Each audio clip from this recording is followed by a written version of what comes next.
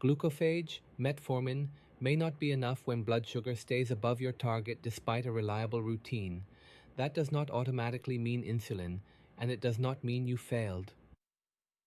Doctors first confirm the pattern, then match an add-on to your heart, kidneys, weight, low sugar risk, and budget. The best next drug should address your biggest risk, rather than simply producing the largest glucose drop. Glucophage mainly reduces excess sugar released by the liver and improves the body's response to insulin. It cannot replace insulin when the pancreas can no longer supply enough. As type 2 diabetes progresses, insulin-making cells may weaken, especially after meals. The same dose can therefore stop providing enough control. A higher A1C, your estimated 3-month blood sugar average, can reflect fasting highs, after-meal highs, or both. Different treatments target different parts of that pattern. One reading cannot show everything, so doctors compare home readings, laboratory results, symptoms, and medication use. Before adding anything, doctors check whether the current plan received a fair test. Missed doses, severe stomach effects, confusing instructions, or expensive refills can make glucophage look weaker than it is. Kidney function also affects the safe dose and whether treatment should continue. Doctors next look for a new reason: blood sugar rose, steroid medicines, infection, poor sleep, reduced activity, weight change, and sugary drinks can shift the pattern. Correcting a temporary driver may prevent an unnecessary permanent prescription. A common mistake is treating every A1C above target as the same problem. Someone barely above target may need one modest change. Someone far above target, losing weight unexpectedly, or urinating constantly, may need faster treatment. Signs of insulin shortage can move insulin to the front of the decision. Doctors also ask where the rise occurs. High fasting readings suggest excess overnight liver output or insufficient background insulin. Large after-meal rises point toward meal size, digestion speed, and limited early insulin release. A mixed pattern often needs treatment across the day. Before comparing drug classes, keep 5 filters in view. Heart or kidney protection may outweigh a small A1C difference. Weight goals, low sugar risk, and cost can change the best option. Each drug below earns its place by solving a different problem. When chronic kidney disease or heart failure matters, an option is a kidney-acting medicine called a sodium glucose cotransporter 2 inhibitor. This class helps the kidneys release glucose into urine. Selected medicines slow kidney decline and reduce heart failure risk, even when the A1C effect is modest. These medicines can increase urination and genital yeast infections.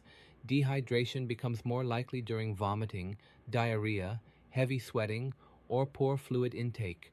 Rarely, ketoacidosis, a dangerous acid buildup, can occur during illness, prolonged fasting, dehydration, or major insulin reductions. Doctors explain when to pause treatment and seek help. Before moving to the next option, a practical barrier deserves attention. The strongest medical choice may still be unavailable. Insurance denials, high prices, shortages, and refill costs can force a cheaper plan with less weight benefit or more low sugar risk. A glucagon-like peptide-1 medicine, shortened to GLP-1 medicine, is another major option. It strengthens glucose-dependent insulin release, slows stomach emptying, and reduces appetite. Some products produce substantial A1C and weight reductions. Selected options also reduce major cardiovascular events in people with established cardiovascular disease. Nausea, vomiting, constipation, and diarrhea are common early problems with this class. Starting low and increasing gradually can improve tolerance. Some products are avoided with a personal or family history of medullary thyroid cancer. Severe stomach emptying problems can also make this option less suitable. A dipeptidyl peptidase 4 inhibitor, also known as a DPP4 inhibitor, strengthens the body's meal-related gut signals. It usually lowers glucose more modestly than GLP-1 medicines. Weight generally stays neutral, and low blood sugar is uncommon when used alone. That balance can suit someone near target who values a simple daily tablet. Sulfonylureas push the pancreas to release more insulin, even when glucose is not especially high. They can work quickly and cost less.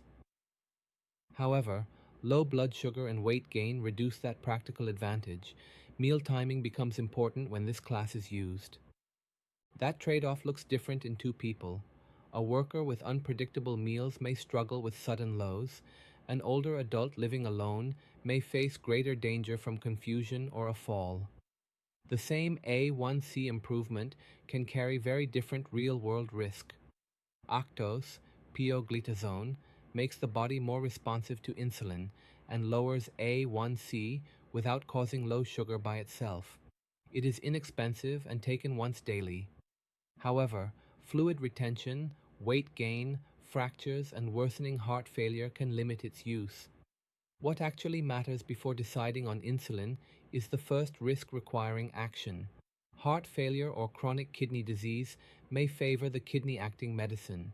A history of heart attack or stroke, or a major weight goal, may favor a GLP-1 medicine. Frequent lows make insulin-releasing drugs less attractive. Basal insulin supplies background insulin between meals and overnight. It reliably lowers high glucose when tablets are insufficient. It becomes important with severe symptoms or signs of insulin shortage. The dose follows fasting readings, with caution when kidney function is reduced. Starting insulin does not prove that earlier treatment failed. It means the body may no longer supply enough background insulin for the current need. Too much can cause low blood sugar, so monitoring and gradual dose adjustment matter. The blood sugar pattern then sharpens the choice. Fasting highs can make basal insulin or stronger overnight control more relevant. Large meal spikes can favor medicines that slow digestion or strengthen glucose-dependent insulin release. A very high A1C often requires combination treatment because one modest drug may not close the gap. Combining medicines works because each class targets a different part of diabetes. Glucophage reduces liver output. Another drug may increase urine glucose loss, improve insulin sensitivity, or strengthen meal-related insulin release. Complementary actions improve control without one medicine doing everything. More medicines do not produce a better plan. Each addition creates side effects and another routine. A powerful plan may fail when dosing is confusing or tablets are repeatedly missed. Consistent use determines whether treatment works in real life. Other clinical details narrow the choice. Pregnancy planning may change the entire strategy.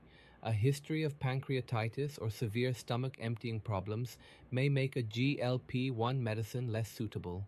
Recurrent genital infections may make the kidney-acting medicine less attractive. Identical A1C results can therefore lead to different prescriptions.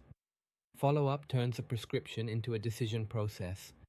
Doctors set a target, choose readings to track, and schedule repeat laboratory testing.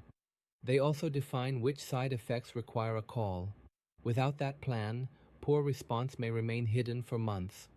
One red flag pattern should not wait for follow-up. Persistent vomiting, deep rapid breathing, confusion, severe weakness, or inability to keep fluids down needs emergency care. Very high glucose with unexpected weight loss, marked thirst, or frequent urination can signal significant insulin shortage. When glucophage is not enough, there is rarely one universal second drug. First, confirm reliable use, dose tolerance, temporary glucose drivers, urgency, and the fasting versus meal pattern. Then match treatment to heart and kidney protection, weight goals, low sugar risk, cost, and the A1C gap. Insulin may be appropriate, but it is one option within a larger decision. The right plan is safe, obtainable, and strong enough for the risk in front of you. It also has to be simple enough to use consistently after the prescription leaves the clinic. Medicine simplified. That's what this channel does. If you want more, hit subscribe. This is not medical advice. Consult your doctor.